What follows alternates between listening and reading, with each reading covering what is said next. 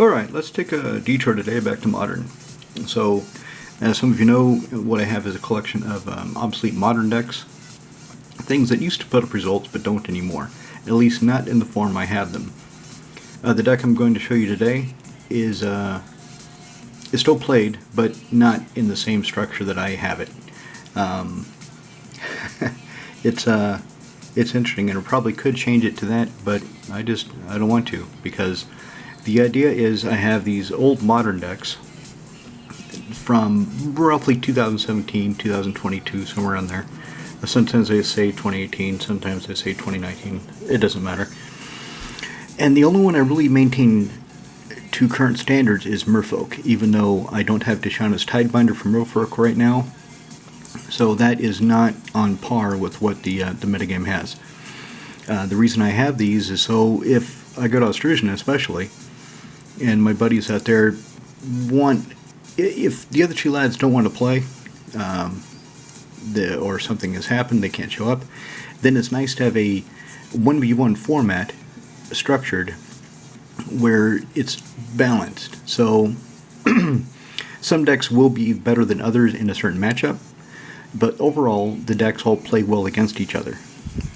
I asked a question on Reddit recently because my buddy, he wants to build his own Modern deck, and I recommended Burn, and I asked, okay, is Burn the best deck for a new player to get into as far as ease of learning, cost, and availability of the cards? So far, the people have said Prowess is good to look at, so I started to look into that. Affinity, but Affinity has a lot of triggers and effects that he might have some problems with. He doesn't get a whole lot of time to practice. He doesn't get much time to play. So that's why I was steering him to Burn. And of course, Reddit being Reddit, some of the lads responding there immediately try to steer the conversation into counterfeits. Why don't you just proxy the cards? Why does it have to be Modern?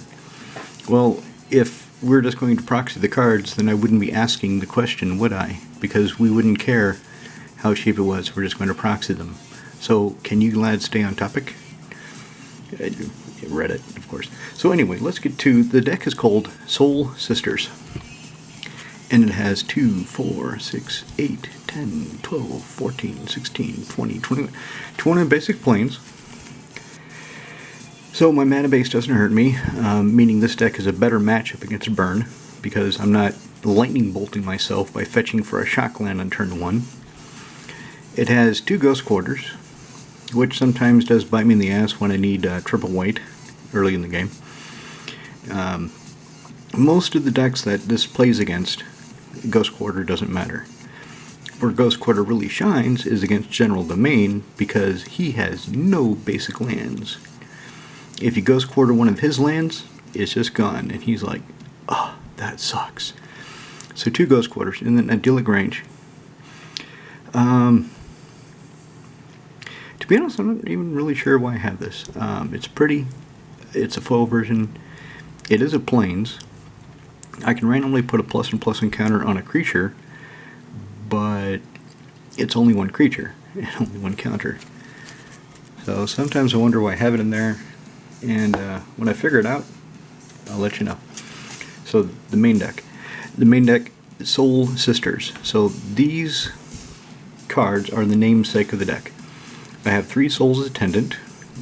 A lot of people say it should be 4, but then I have to cut something, so I've got essentially 7 of these girls, women, princesses. My daughter calls them princesses.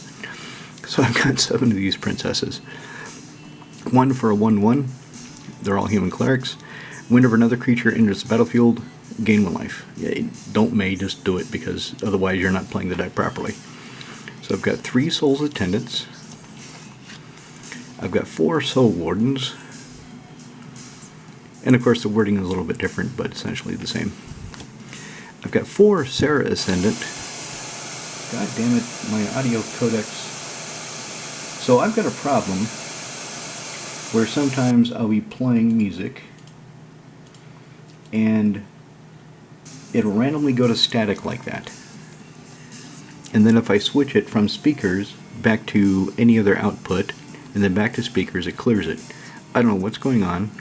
I've been trying to find it, looking it up, and I don't know, I thought I solved it by changing some of my settings, but apparently I have not. Anyway, enough of my technical problems, back to Sarah Ascendant. So, I don't play him in EDH anymore, because on turn 1 he just feels dirty. EDH in turn 1, you've got a 6/6 lifelinker for 1 mana, turn 1. Yeah, the rules allow you to do that, but it just doesn't feel right, so I don't include him in any of my EDH decks, even though I have a foil one for that purpose. Anyway, here, so 1 for a 1/1 lifelinker. As long as you have 30 or more life, he gets +5, +5, and flying. So the idea of this deck is to gain a bunch of life, make those guys big, make other things big. I've got 4 of these Spectral Possessions, and that's why I need the triple white early in the game, one of the main reasons. Put 3 1/1 white spirit creature tokens into play. Flying spirit creature tokens. So if you have a Soul Sister out, you cast this, you get 3 1/1s that are flying, and 3 life. What is that on the sleeve? I'm going to take a look at that sleeve and clean up whatever's there. So 4 Spectral Procession. I've got 4 Squadron Hawk, so it gives me a guaranteed way of putting cards in my hand. 2 for a 1/1 flyer. When it comes into play, you may search a library of up to 3 cards. You can find the other 3. Show them off, put them in your hand, and then shuffle. So that way you start playing them and triggering the Soul Sister effects. Plus you have flying creatures. But they're all small, right? Kind of the problem, they're all small. 3 Martyr of Sands, and that's the modern current version of the deck. It's Martyr Life. I forget the exact differences. They are numerous, but she still features strongly in the new Martyr Heliod Life. I've seen it called different things on MTG Top 8. So the deck basically uses Heliod and Martyr of Sands as the cards that they've built around. So anyway, she costs 2 to cast. Do not ever cast her for 1 unless you have that 1 to trigger her, because your opponents will kill her and you will get no value and you will cry. You don't want to cry, do you? So on turn 1, if you Martyr of Sands, do not play her. Play her on turn 2. Reveal X white cards in your hand, sacrifice her, you gain 3 times X life. So if you turn 2, sacrifice her, if you have 4 white cards, you gain 12 life. Bang, you're at 32. Those Sarah Ascendants are going to be big and nasty and smash. I have 2 of these guys. The deck originally played Ranger of Eos, not Ranger Captain of Eos. And I understand these guys are expensive now. I bought them, they were kind of cheap, at least 2 years ago. So they were printed in 2019. I think I updated Soul Sisters, took out the Rangers of Eos, put in the Ranger Captains at least 2 years ago. So anyway, when he comes into play, you go search a library for a card with CMZ 1 or less. Hey, there's creature with CMC 1 or less. Show it off, put in your hand, shuffle, and then sacrifice him. Your opponents cannot cast non-creature spells this turn. That's that clause there. So I was thinking, do I really need this guy? Isn't Ranger of Eos better for me? Thinking about it, because it's less white pip. Ranger of Eos costs 3 and a white, and you go find 2 creatures with CMC 1 or less. But this your opponents can't cast non-creature spells. Against burn, that can be pretty damn good. Heliod Suncrowd. I only play 1 copy in this deck. It's kind of a side effect. So 3 for a 5/5 indestructible enchantment god. As long as your devotion white is less than 5, he ain't a creature. He's just looking pretty. Never gain life. Put a +1/+1 counter on target creature or enchantment you control. So when he's in play, whenever you gain life, and you should be gaining a lot of life in this deck. Now, it doesn't trigger for each life gained. unfortunately. But if you have, say, 2 Soul Sisters and you cast Spectral Procession, you have 6 instances of life gain, because each of the creatures coming in will trigger one of the 2 sisters separately. 3 times 2 is 6, so you get 6 +1/+ encounters. You can put however you want. And then another target creature gains lifelink till end of turn, so he's damn good. And of course I could put Walking Ballista in here somehow, but that's not this deck. That's the obvious combo, is him and Walking Ballista. You give Walking Ballista lifelink, you take a counter, you do a damage, you gain life, and then the blah, blah, blah, blah, blah, blah, machine gun. Conclave Tribunal. Convoke. Enters battlefield. Exile target non-land permanent opponent controls until this leaves the battlefield. I only have 1 copy in the main, and I usually don't need it, but it's nice to have it here in case I need it. Although a lot of times when you need something you don't get it, and I think we've all been there. 4 Path to Exile. I've heard rumors, I haven't investigated them, but I've heard rumors that this is no longer as ubiquitous, as powerful as it used to be in Modern. I don't know if that's true. Maybe some of you lads that play Modern can tell me.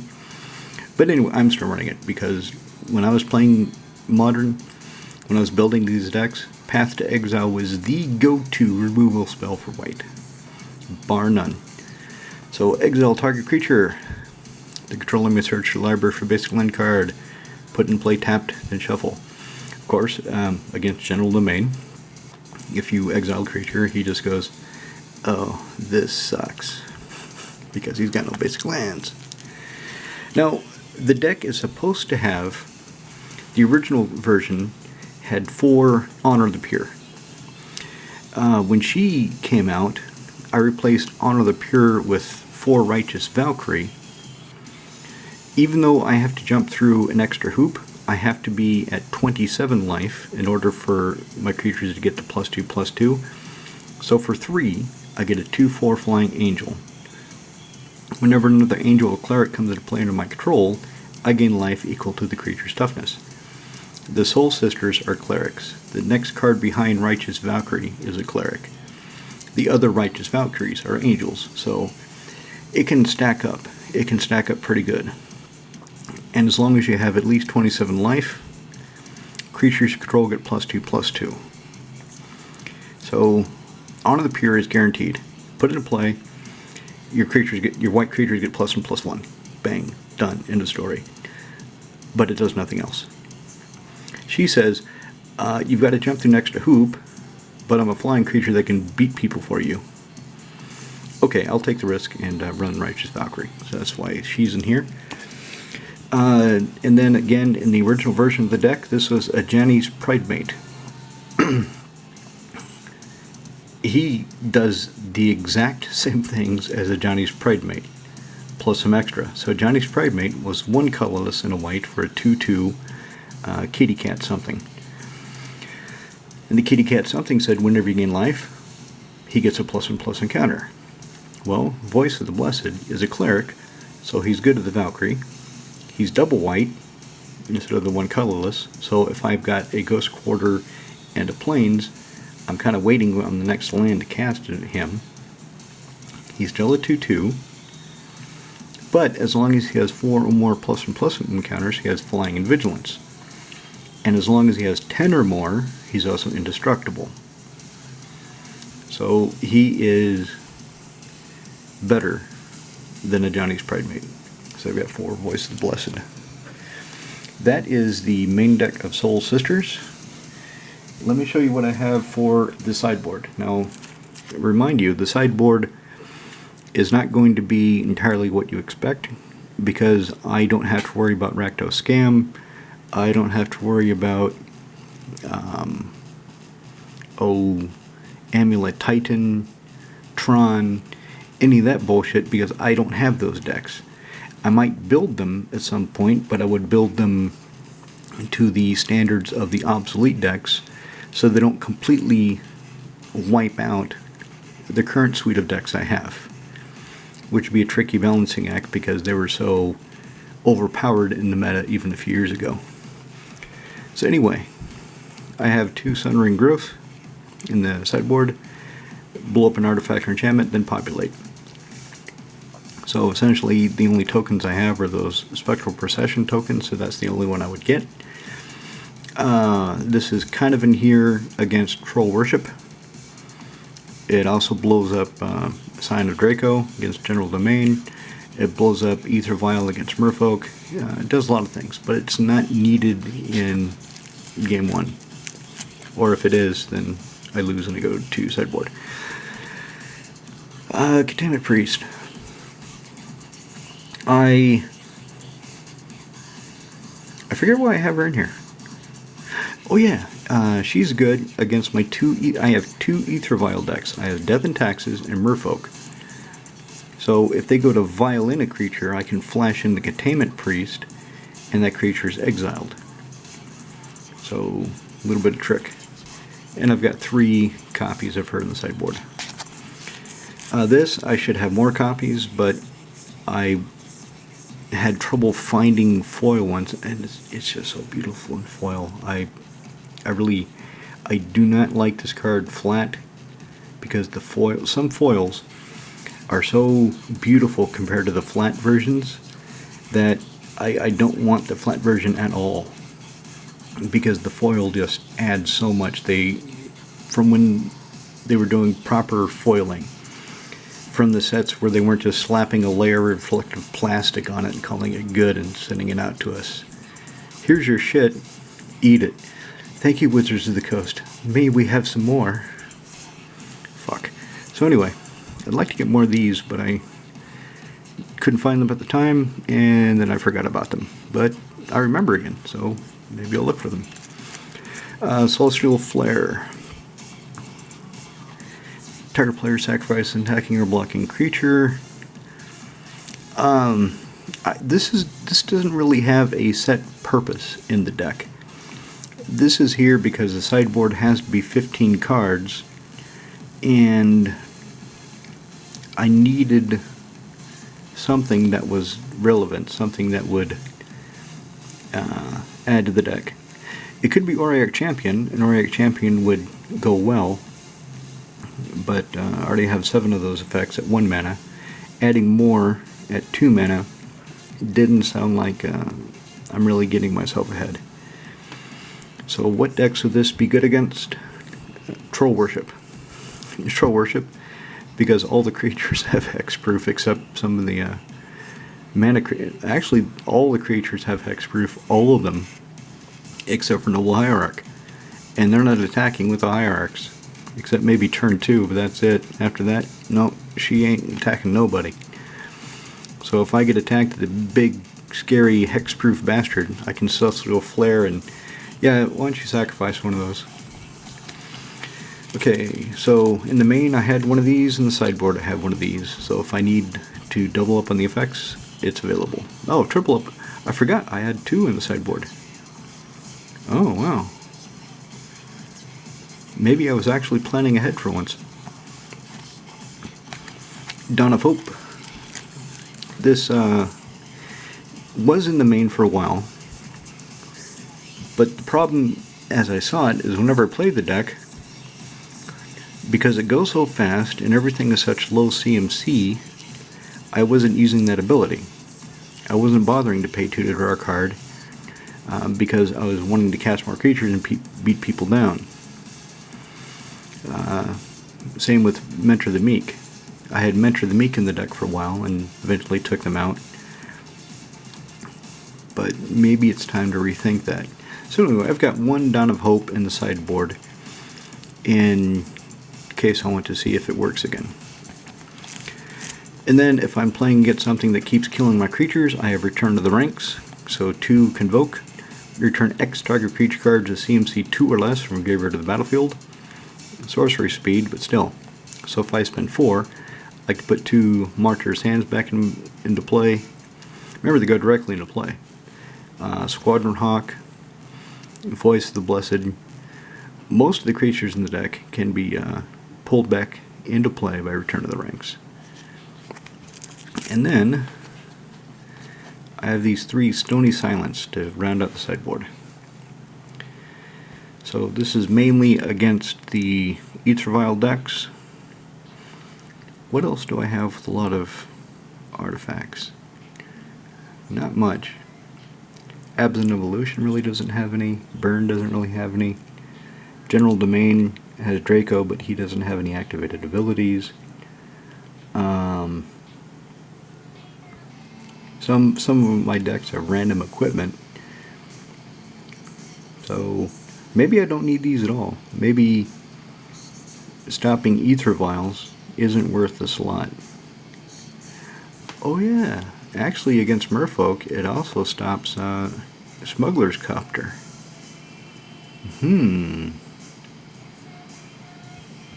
So maybe it's not so bad inclusion after all. So anyway, that's Soul Sisters. That's one of the obsolete decks I have in this suite of decks that are just designed to play well against each other, just so I can have fun 1v1 games with friends on an equal power level, and they don't have to worry about having their own decks. They can learn new strategies, new things. They'll see new things.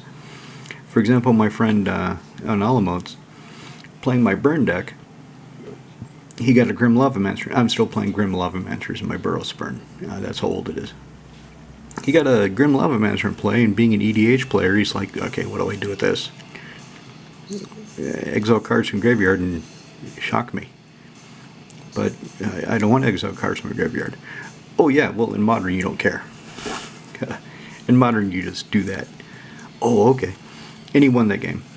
So it was kind of fun watching him realize the different things he can do with a new deck and a way of thinking and a way of playing that he's not used to. So that's it. Let me get this posted and see what kind of comments I get. And don't forget to like and subscribe.